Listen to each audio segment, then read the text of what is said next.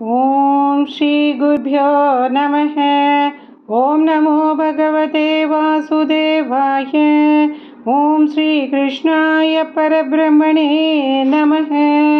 अथ विंशतितमं दशकं ऋषिभयोगीश्वरचरितवर्णनम्। प्रियव्रतस्य प्रियपुत्रभूतात् आग्नेयराजादुदितो हिनाभिः त्वां दृष्टवानिष्टदमिष्टिमध्ये तवैव तुष्ट्यै कृतयज्ञकर्मा। अभिष्टुतस्तत्र मुनीश्वरैस्त्वं राज्ञः स्वतुल्यं सुतमर्थ्यमानः स्वयं जनिष्येऽहमिति ब्रुवाणः तिरोदधाबर्हिषि विश्वमूर्ते। नाभिप्रियायामथ मेरुदेव्या त्वमंशतो भूर्षभाभिधानः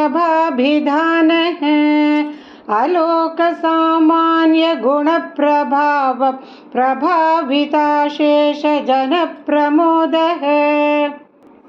त्वयि त्रिलोकी भृतिराज्यभारं निधाय नाभिः सह मेरुदेव्या तपोवनं प्राप्य भवन्निषेवी गतः किलानन्दपदं पदन्ते।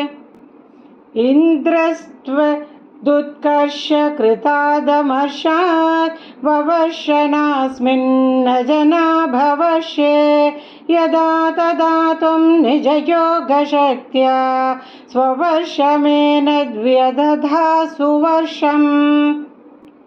जितेन्द्रदत्तां कमनीं जयन्तीम् अथोद्वहन्नात्मरताशयोऽपि अजीजनस्तत्र शतं तनूजां येषां क्षितीशो भरतोऽग्रजन्मा।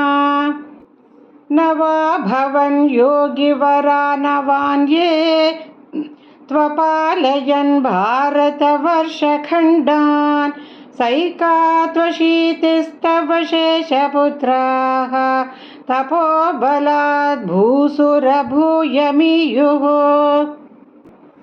उक्त्वा सुतेभ्योऽथ मुनीन्द्रमध्ये विरक्तिभक्त्यन्वितमुक्तिमार्गं स्वयं गतः पारमहंस्य वृत्तिम् अधा जडोन्मत्तपिशाचचर्याम्। परात्मभूतोऽपि परोपदेशं कुर्वन् भवान् सर्वनिरस्यमानः विकारहीनो विचचारकृत्स्नां महीमहीनात्मरसाभिलीनः। शयुव्रतं घोमृगकाकवर्यां चिरञ्चरन्नाप्यपरं स्वरूपं दवाहृदाङ्गः कुटकाचले त्वं तापान् मम